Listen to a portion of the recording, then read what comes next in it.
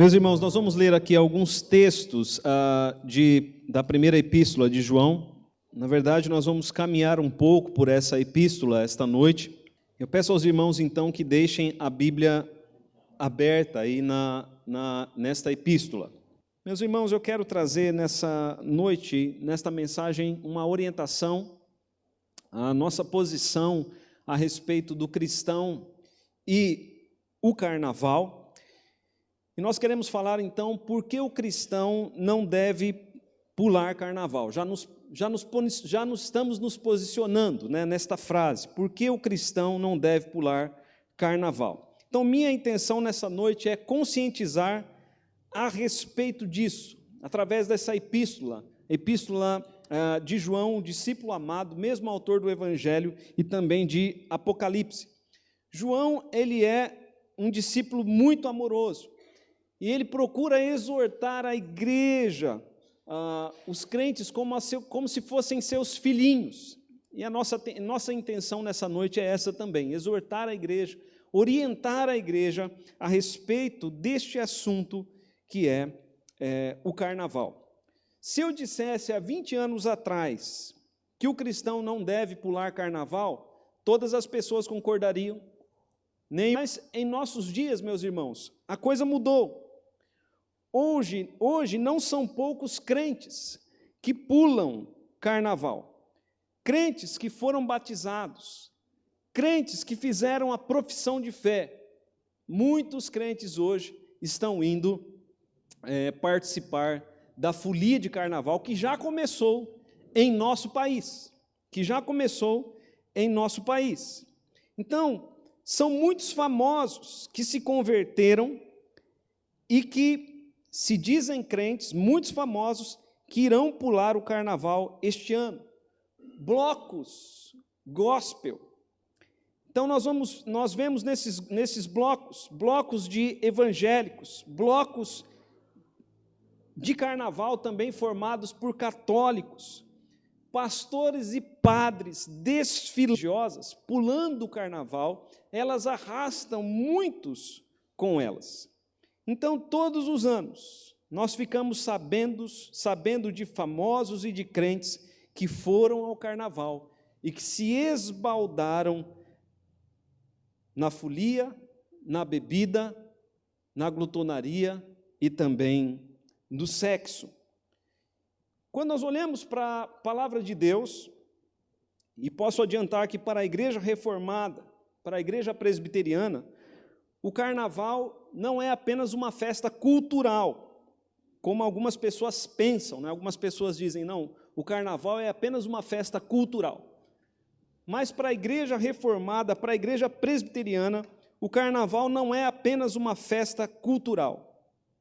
É uma festa que incita a carne e os seus apetites carnais.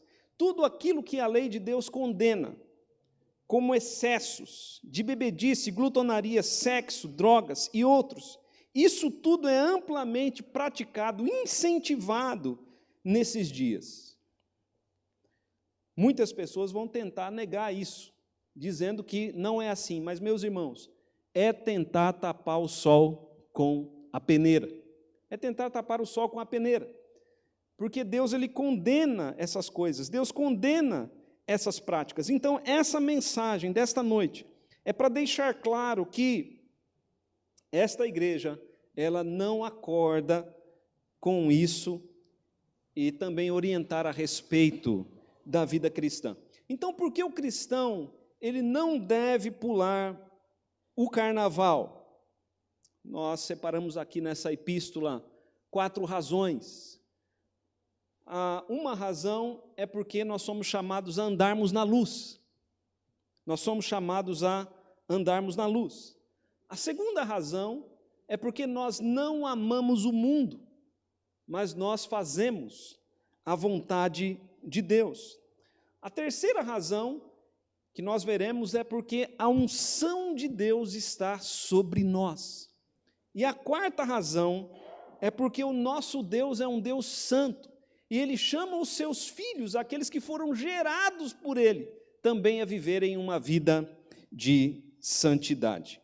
Então, meus irmãos, a primeira razão que nós encontramos aqui nesta epístola é porque nós conhecemos a Deus.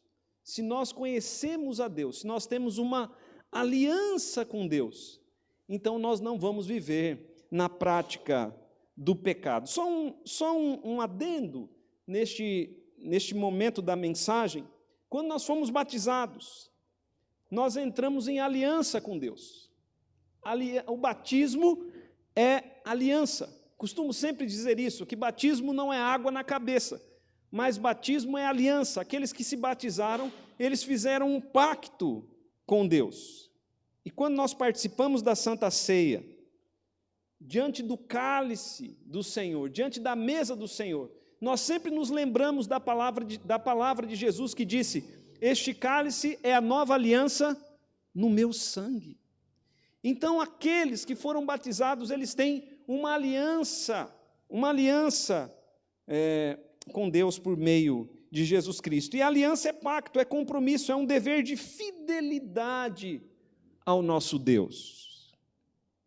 No momento do batismo, nós nos comprometemos com uma vida de santificação, separada das obras da carne. E veja, meus irmãos, quando alguém resolve construir uma casa, deve fazer contas para ver se tem condições de ir até o final da construção. Assim também é a vida cristã. Aqueles que entraram em aliança com Deus. Aliança com Deus não é uma brincadeira. Aliança com Deus não é um oba-oba. Aqueles que entraram em aliança com Deus devem calcular o preço disso, o preço de uma vida com Deus, o preço de uma vida de santificação. Então veja aí a primeira epístola de João, capítulo 1, os versículos 5 a 7. Primeira epístola de João, capítulo 1, versículos 5 a 7, ele diz: ora, a mensagem que da parte dele temos ouvido e vos anunciamos é esta, que Deus é luz e não há nele treva nenhuma. Quando ele diz aqui que Deus é luz, ele está falando que Deus é sem pecado e Deus é moralmente perfeito. Não há em Deus treva nenhuma, não há em Deus pecado nenhum, não há em Deus nenhuma falha moral. Agora veja o que diz o versículo 6 e o versículo 7. Se dissermos que mantemos comunhão com Ele e andarmos nas trevas, mentimos e não praticamos a verdade. Se, porém, andarmos na luz, como Ele está na luz, mantemos comunhão uns com os outros, e o sangue de Jesus, seu Filho, nos purifica de todo pecado. Aqui, nesses dois versículos, no versículo 6 e no versículo 7, João ele faz um contraste entre andarmos nas trevas e andarmos na luz. Existem, meus irmãos, dois caminhos claros. O caminho das trevas e o caminho da luz. O caminho das trevas, aqui, é um símbolo do caminho do pecado. O caminho que leva para a perdição. O caminho das falhas morais. O caminho da dissolução. Mas o andarmos na luz é o caminho da perfeição moral de Deus. É o caminho da santidade. Então, não podemos andar nos dois caminhos ao mesmo tempo. Ou nós andamos nas trevas, ou nós andamos na luz. Mas veja o que diz o versículo 6. Se nós dissermos que temos comunhão com Deus e andarmos nas trevas, mentimos e não praticamos a verdade. Então, aqueles que se dizem crentes, aqueles que fizeram pública a profissão de fé como crentes, mas vivem como o mundo vive, vivem na prática do pecado e andando nas trevas, eles, na verdade, têm uma profissão de fé mentirosa, porque não praticam a verdade.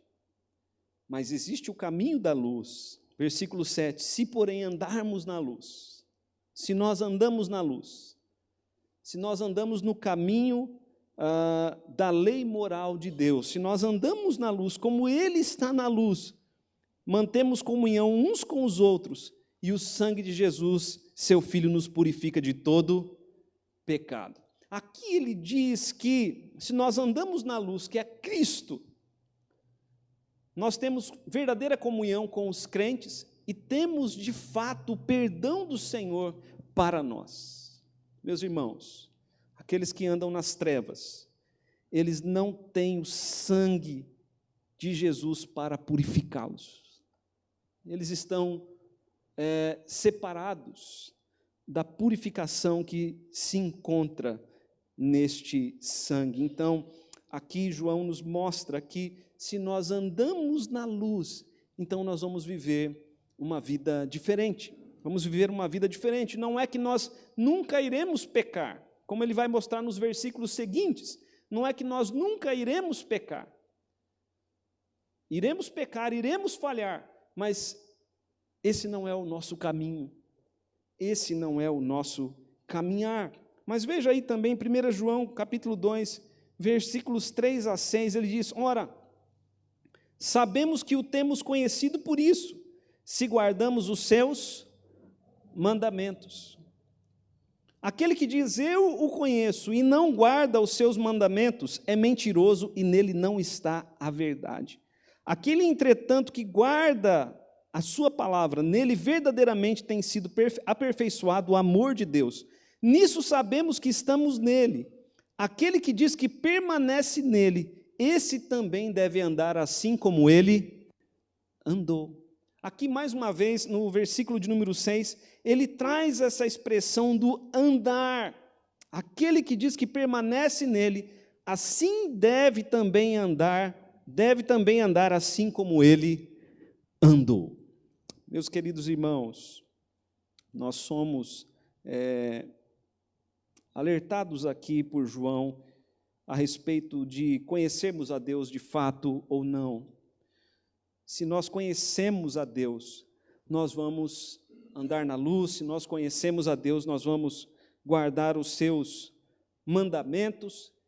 E aquela pessoa que se diz cristã, mas não anda na luz, não guarda os mandamentos, ela é mentirosa. A verdade não está nela, porque a palavra de Deus, ela se encontra no coração e na vida do verdadeiro cristão. O verdadeiro cristão, ele busca andar nos caminhos de Deus, ele busca andar assim como Jesus andou neste mundo. O verdadeiro cristão, ele busca andar dessa maneira, então, dando bom testemunho da sua fé. Então, meus queridos irmãos, voltando à pergunta inicial, por que o cristão não deve pular carnaval? Em primeiro lugar, então, porque o cristão, ele anda na luz. Ele anda na luz. Ele anda no caminho da lei de Deus. Ele busca estar no caminho da perfeição moral de Deus. Mas, em segundo lugar, porque o verdadeiro cristão não ama o mundo, mas busca fazer a vontade de Deus. Vou repetir. O verdadeiro cristão não ama o mundo, mas busca fazer a vontade de Deus. Meus irmãos, antes da nossa conversão e batismo, nós amávamos o mundo. E a palavra mundo aqui, como nós veremos, não se refere ao mundo criado, à natureza. A palavra mundo aqui se refere ao mundo como sistema de valores que nos cerca. Então, antes da nossa conversão, nós vivíamos nesse sistema de valores. Sistema de valores aqui na Escritura denominado de mundo. Nós amávamos esse sistema de valores. Como exemplo disso, nesse sistema de valores mundano, valoriza-se apenas quem tem dinheiro. Nesse sistema de valores mundano, as festas regadas à bebida, ao prazer, à comida, à embriaguez, é que tem valor. Nesse sistema de valores mundano, tem-se por felizes aqueles que participam dessas festas e por infelizes aqueles que não participam delas.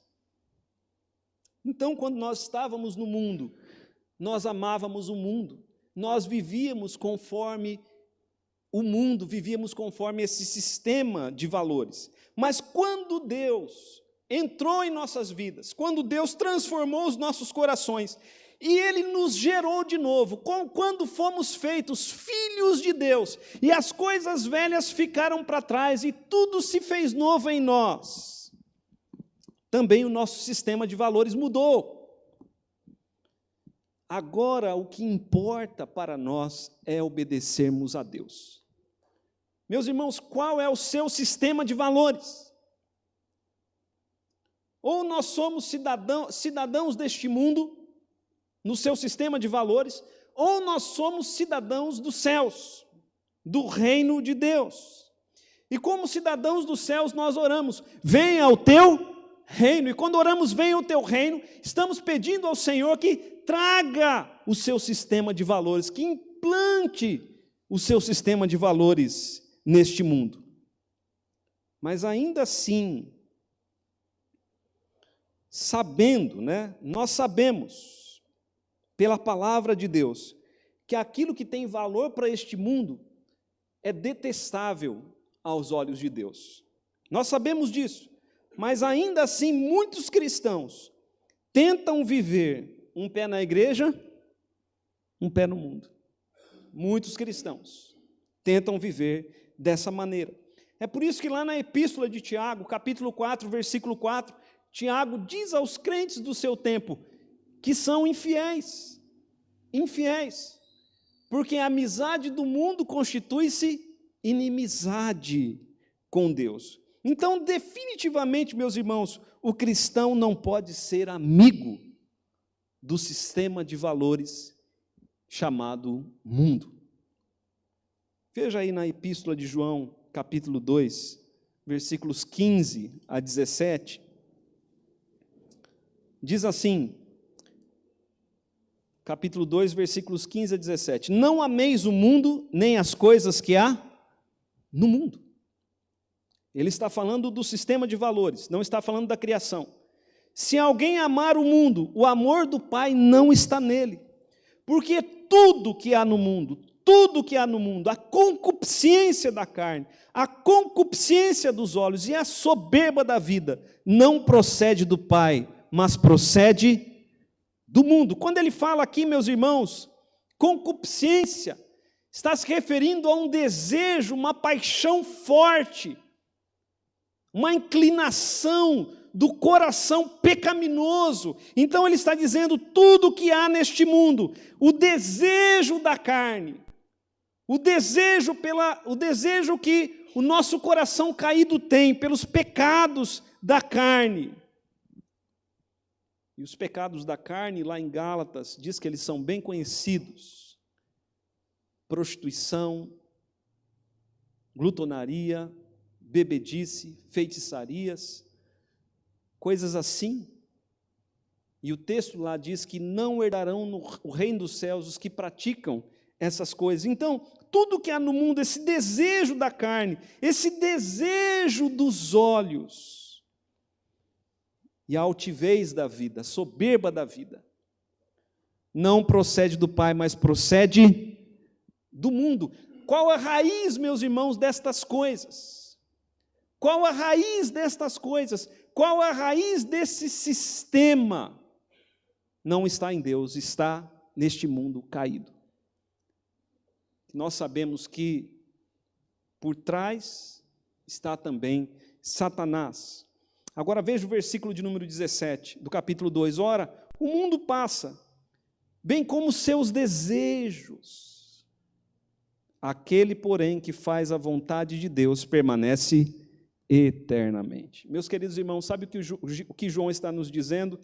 Que todo prazer que há no mundo, todo prazer da carne, todo prazer dos olhos, todo prazer que faz com que os homens se sintam soberbos nessa vida, todo esse prazer que não procede do Pai, ele passa, é um engano, é uma ilusão, passa rapidamente, mas aquele que faz a vontade de Deus, ele permanecerá eternamente.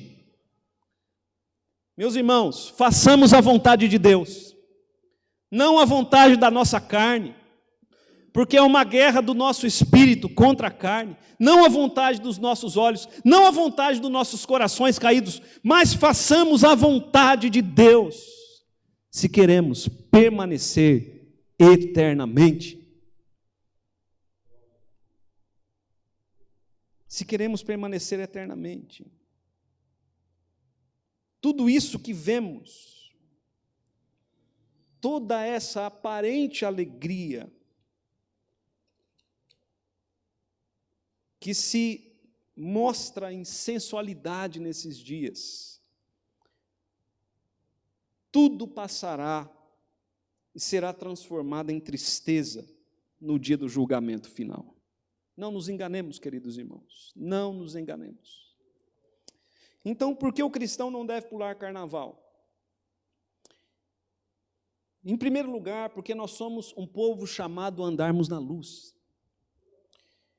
Em segundo lugar, porque o verdadeiro cristão, ele não ama o mundo. Ele não ama o mundo, nem as coisas que há no mundo, mas ele busca fazer a vontade de Deus. Mas há uma terceira razão. Porque nós temos a unção de Deus em nós.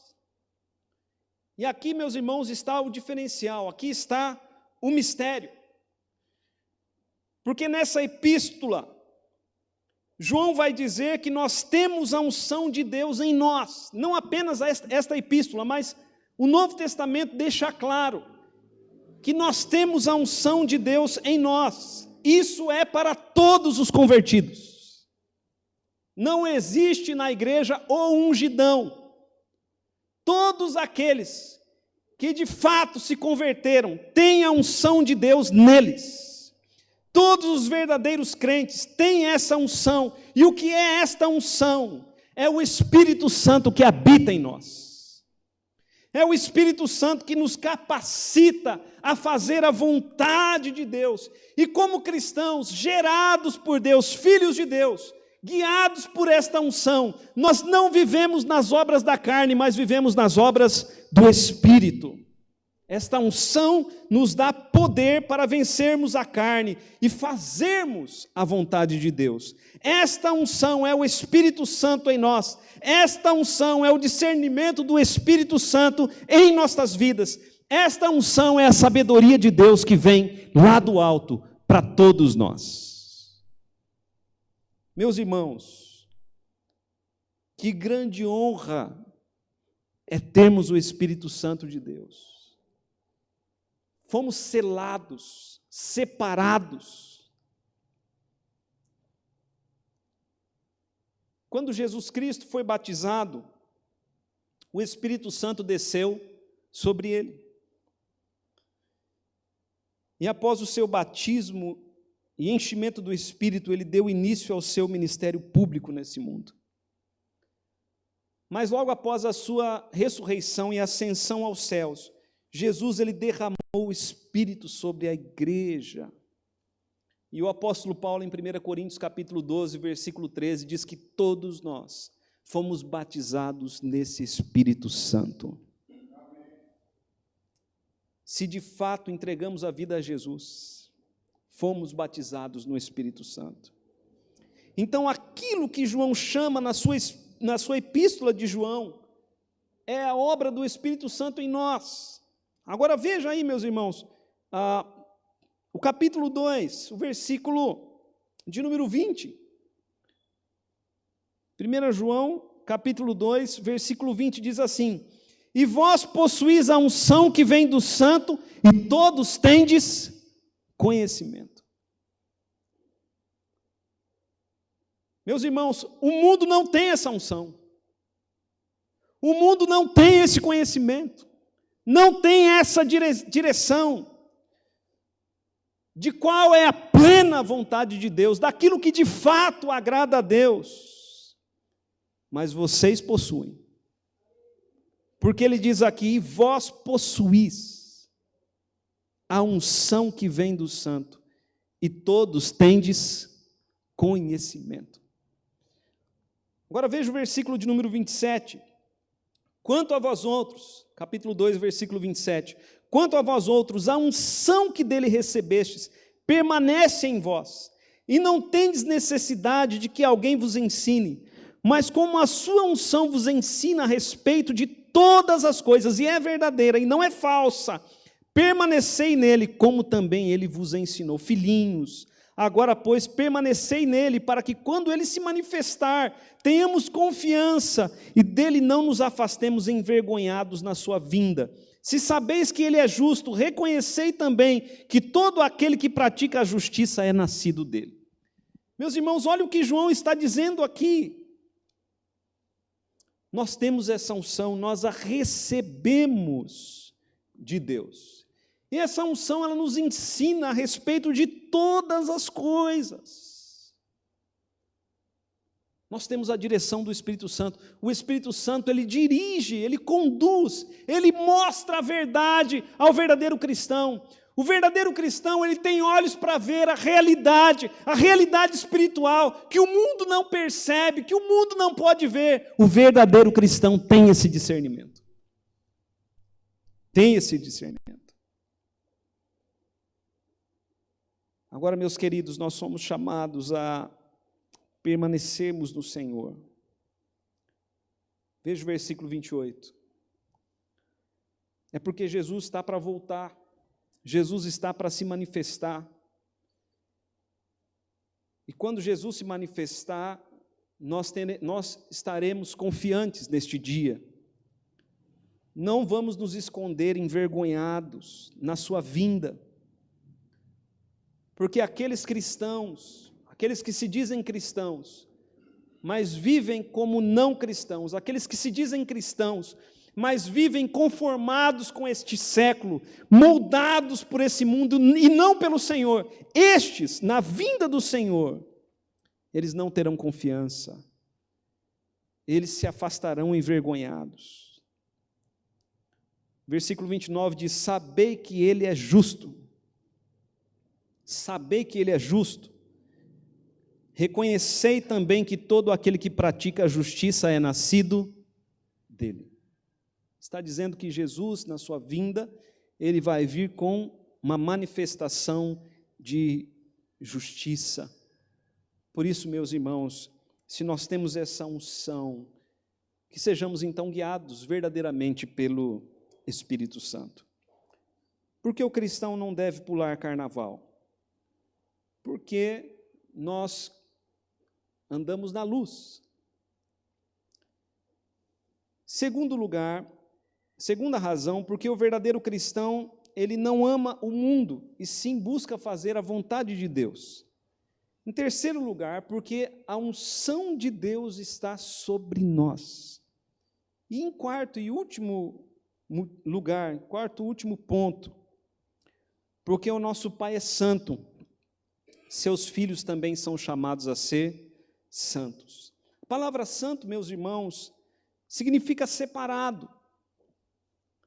Nosso Deus, ele é um Deus separado, separado de todo pecado, separado de toda imperfeição. Ele é o Deus único, não há ninguém como ele. Mas nós também fomos separados por ele, para uma vida de santidade. Fomos separados para andarmos na luz, fomos separados para sermos como seu Filho Jesus. Veja aí o capítulo 3, a partir do versículo 1. Vede que grande amor nos tem concedido o Pai, a ponto de sermos chamados filhos de Deus. E de fato, somos filhos de Deus. Por essa razão, o mundo não nos conhece, porquanto não conheceu a Ele mesmo. Amados, agora somos filhos de Deus e ainda não se manifestou o que havemos de ser. Sabemos que quando Ele se manifestar, seremos semelhantes a Ele, porque haveremos de vê-lo como Ele é. E a si mesmo se purifica todo o que nele tem essa esperança, assim como Ele é puro. Todo aquele que pratica o pecado também transgride a lei, porque o pecado é a transgressão da lei. Sabeis também que ele se manifestou para tirar os pecados, e nele não existe pecado. Todo aquele que permanece nele não vive pecando. Todo aquele que vive pecando não o viu, nem o conheceu. João nos fala aqui muitas coisas. Quero destacar, irmãos, que nós somos feitos filhos de Deus. Nós vimos isso nos domingos anteriores, quando falamos a respeito do Verbo.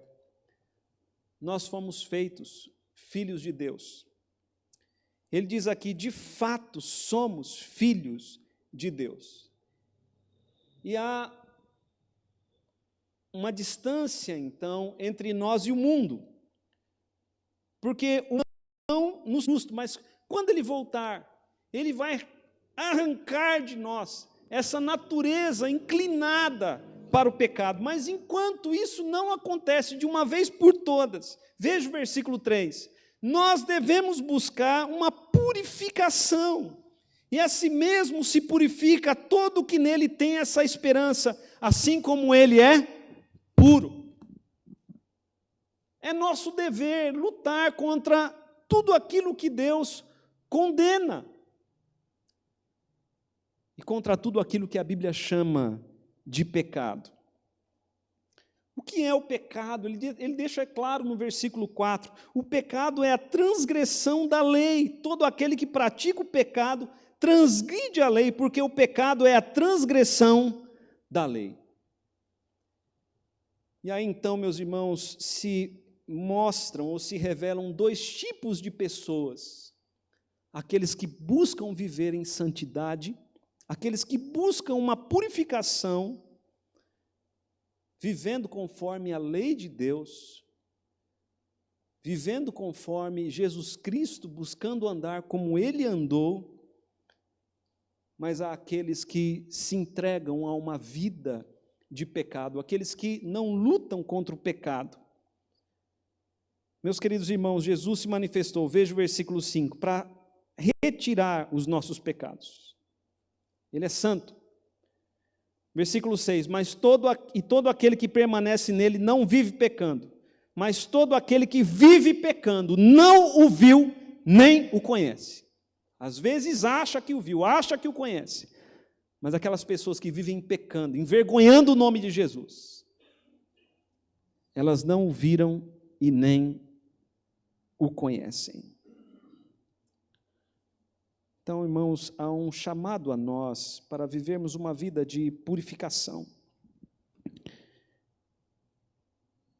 Uma vida de busca por santidade. Como nós vamos buscar essa vida de santidade? Como nós vamos manter a nossa santidade se formos pular carnaval? Como nós vamos nos manter separados dos pecados da carne se formos ali no carnaval? Porque ali não há como controlar os apetites carnais. Ali a bebida, a glutonaria, a dissolução. Então, por isso, a igreja ela deve não participar destas coisas. Nós temos os nossos retiros para os jovens, mas você que não vai a um retiro, você deve então buscar estar na presença de Deus em oração, buscando a purificação, buscando santificação. Então, para concluir, meus queridos irmãos, por que o cristão não deve pular carnaval? Em primeiro lugar, porque nós devemos andar na luz. Em segundo lugar, porque o cristão, ele não ama o mundo, nem essas coisas que há no mundo, mas ele busca fazer a vontade de Deus. Em terceiro lugar, porque temos a unção de Deus em nós. E em quarto lugar, porque o nosso Pai é santo, seus filhos também devem viver em santidade. Feche os seus olhos.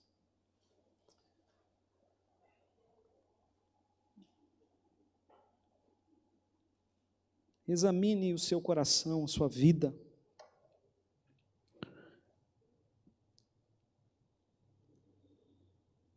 Pai querido, em nome de Jesus Cristo, nós temos, Senhor, o grande mandamento: amar ao Senhor sobre todas as coisas. E nós, Pai, rogamos ao Teu Espírito Santo que isso seja uma realidade em nossas vidas. Pai bendito, dá-nos entendimento da Tua vontade, dá-nos a direção do Teu Espírito Santo nesses dias. Pai bendito, oramos para que o Senhor esteja guardando o Teu povo do mal, ó Deus, e de tudo aquilo que Te desagrada. Pai bendito, em nome de Jesus Cristo, visita, Pai, a nossa nação, porque o caminho que parece correto aos olhos dos homens é condenado pela Tua palavra. Nós rogamos ao Senhor que tenha misericórdia da nossa nação. Só Tu podes abrir os olhos aos cegos, só Tu podes, Senhor, abrir os ouvidos dos homens da nossa nação, do nosso povo, para que ouçam o Teu Evangelho. Só Tu podes converter o coração, tirando o coração de pedra e colocando um coração de carne. Só Tu podes, ó Pai, remover de nós a natureza pecaminosa e nos dar uma natureza santa. Pedimos, Pai, em nome de Jesus Cristo, faz do nosso povo filhos de Deus, para que o nosso povo ande na luz e busque ser como Cristo. Pai bendito, é a oração que nós fazemos pelas nossas vidas e pela nossa nação, em o nome de Jesus. Amém.